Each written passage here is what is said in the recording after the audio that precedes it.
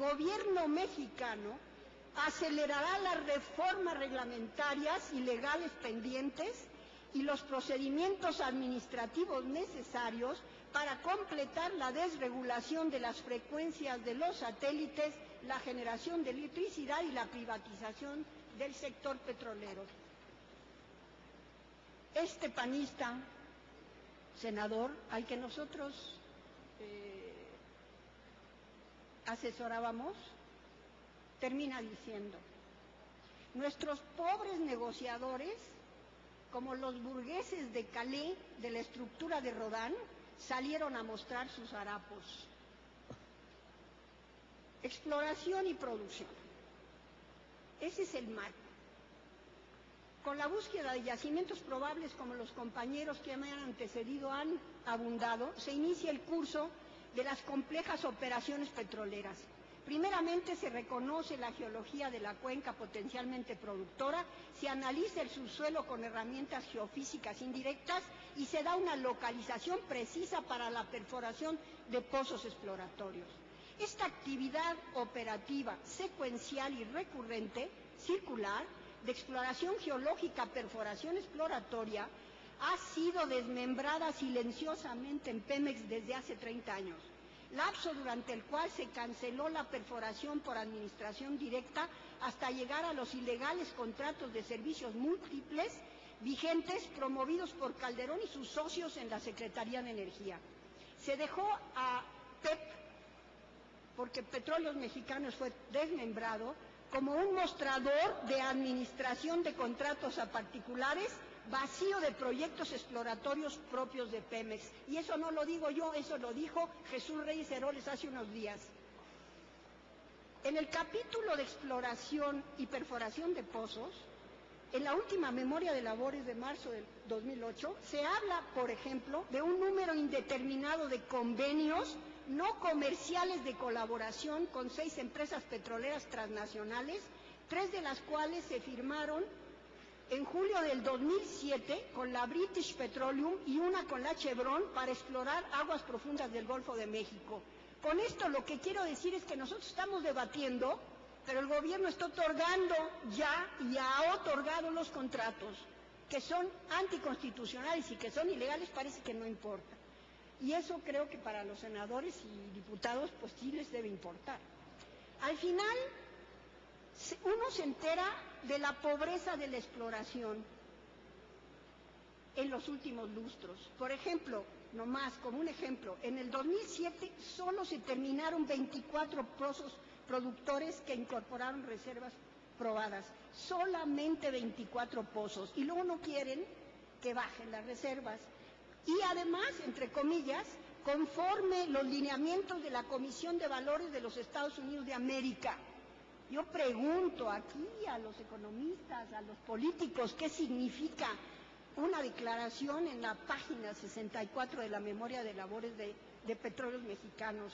Y nos preguntamos desde cuándo se abandonó nuestra tecnología y metodología propias, que fue tan eficiente antes del desmantelamiento de Pemex. La producción petrolera y la plataforma de producción impuesta a Pemex por el gobierno federal no tiene nada que ver con las necesidades del desarrollo de México, sino de Estados Unidos. Veamos qué está sucediendo. De 1999 al 2002, Estados Unidos quintuplicó su consumo de petróleo hasta llegar a cerca de 22,000 millones de barriles diarios. 22,000 millones de barriles diarios consume Estados Unidos, de los cuales requiere importar más de la mitad, cerca de 12,000 millones.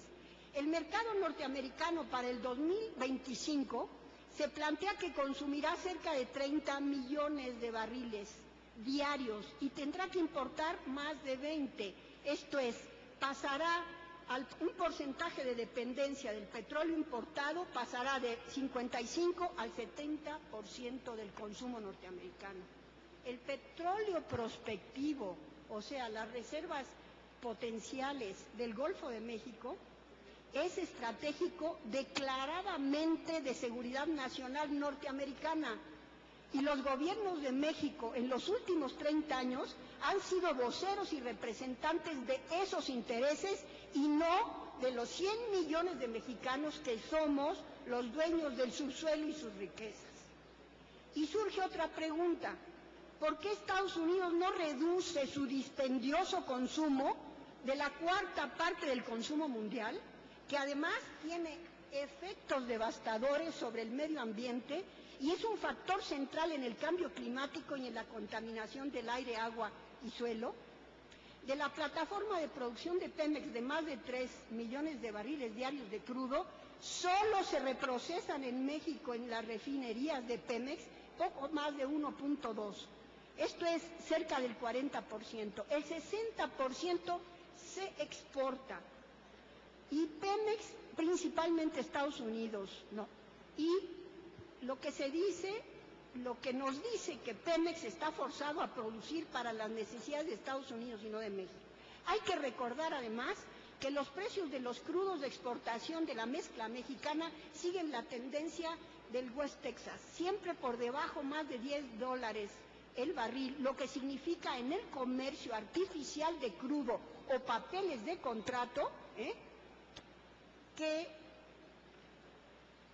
la reventa especulativa es una realidad y Washington utiliza los crudos importados para hacer sus propios negocios. Por otro lado, se importan cerca de 300 millones de gasolinas, de barriles diarios de gasolinas para cubrir la demanda mexicana.